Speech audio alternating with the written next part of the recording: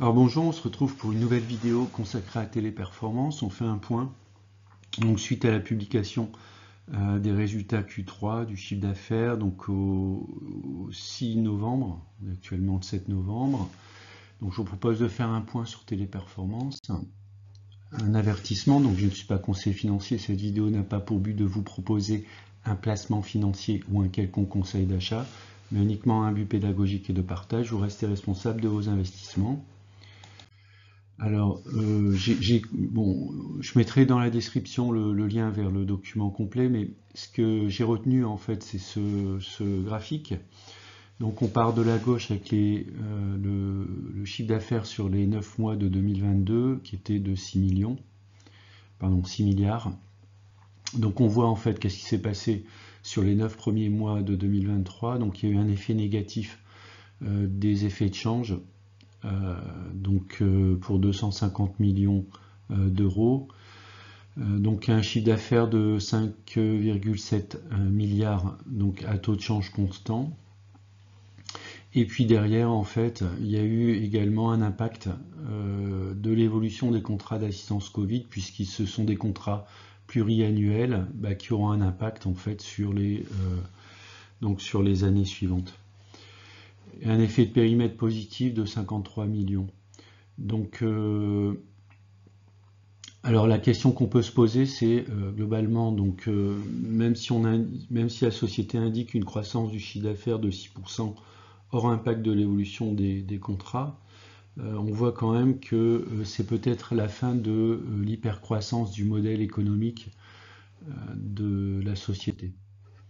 Si on regarde maintenant le chiffre d'affaires par activité, alors ce qui est intéressant de voir, c'est que la chute est notamment assez forte sur le continent américain. Alors, si vous comparez avec des sociétés de services informatiques, notamment Capgemini qui a publié également ses résultats sur les 9 premiers mois de l'année, on voit que c'est quand même comparable. La zone Amérique, LATAM souffre énormément. Heureusement, on a encore une croissance en fait sur la zone Europe et Middle East, Moyen-Orient. Alors Téléperformance reste une société de qualité. On rentrera dans le détail sur la partie graphique, mais là j'affiche ces données de TradingView, donc un free cash flow de l'ordre un peu en dessous du milliard. Donc c'est une société qui est très rentable, avec un ROIC autour de 6%.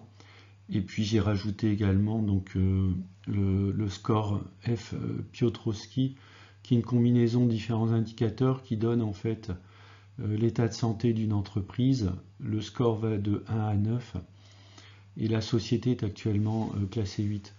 Donc il n'y a pas de remise en cause en fait fondamentale de la société Téléperformance. Si on regarde maintenant la valeur comptable de l'entreprise, donc sur l'année 2022, c'est-à-dire sur l'année dernière, la valeur comptable est de 62 euros. Donc elle valorise actuellement autour des 120 euros, donc soit 2 fois la valeur comptable. J'ai regardé un petit peu, j'ai comparé aussi, alors même s'ils ne sont pas dans le même domaine d'activité avec Capgemini, mais en tout cas ce sont des entreprises de services avec une taille relativement importante. Une société comme Capgemini qui marque également le pas en termes de croissance lié au contexte économique, on est à 3 fois en fait la valeur comptable. Téléperformance a quand même été bien dégradé avec 2 fois la valeur comptable. Donc je pense qu'il y a encore un potentiel de hausse sur la société. Du côté des dividendes, alors même si moi mon objectif c'est pas de rechercher les dividendes, mais en tout cas si on a une entreprise qui a une croissance beaucoup moins forte que sur les années précédentes, on va regarder la distribution du dividende. Alors a priori, la société a les capacités à maintenir, voire à augmenter les dividendes, puisque le payout ratio n'est que de 35%. Donc elle pourrait tout à fait monter au-delà des 40%. Je crois que ça a été le cas en 2020 ou 2020 oui, où elle est passée un peu plus de 43% pour maintenir en fait un taux de distribution de 2,40 €. Vous avez à droite, donc au cours actuel, le rendement est de 3,6%. Donc si elle augmente légèrement le dividende, on aurait un rendement autour des 4%, ce qui est tout à fait convenable pour ce type d'entreprise. Au niveau graphique, donc on voit qu'on a un support ici autour des 116 €, donc qui est un support, donc on a vu le 21, autour du 21 septembre, autour de début octobre. Alors on l'a enfoncé sur le mois de novembre pour aller toucher un plus bas autour des 97 €. Puis on est bien remonté, on est actuellement en fait un petit retracement légèrement en dessous des 120. Donc si on arrive à maintenir ce support, c'est plutôt positif, avec espérons un retournement de la société et de l'action pour un retour autour des 133 qui sera un premier objectif, puis ensuite un retour sur les supports qui démarre autour des 150 €. Si on regarde au niveau droite de régression, donc on est à peu près à moins 2 sigma, moins 1,70. Le cours actuel est à 120 € pour une valeur théorique de 217. Alors à mon avis, on aura du mal à retrouver les hauts, en fait, notamment si la société engage maintenant une croissance beaucoup plus faible. Je vous ai mis comparativement avec une société comme Capgemini qui a une pente de 7%, alors que la société Téléperformance a une pente beaucoup plus forte, qui est de l'ordre de 18%. En tout cas, si on est dans un scénario où la société devient, on va dire, sur une croissance beaucoup plus faible, du type Capgemini, donc une croissance de 7%, très certainement la valeur théorique est relativement ambitieuse en termes de retour en fait sur les prochains trimestres. Moi je pense qu'on peut plus tabler sur plutôt quelque chose entre la valeur théorique et moins un sigma. Alors quelle est ma position et stratégie sur Téléperformance? Donc Téléperformance c'est 4% de mon portefeuille, j'irai pas au-delà. Donc j'ai 27 actions pour un PRU de 185 €. Donc une baisse de 35% sur le portefeuille. Alors je reste confiant sur l'entreprise Téléperformance. Mes attentes, c'est des gains de productivité, d'amélioration des marges, notamment avec la fusion de Majorel. Alors, il faut toujours du temps lorsqu'une société absorbe une autre société d'une taille relativement importante. Donc peut-être que l'étape suivante, ce sera, en dehors de l'attrition naturelle, lorsqu'on se fait racheter par une entreprise, il y a beaucoup d'employés qui quittent l'entreprise, notamment lorsqu'on se fait racheter par un concurrent. Et puis par ailleurs, le temps d'absorber l'entreprise.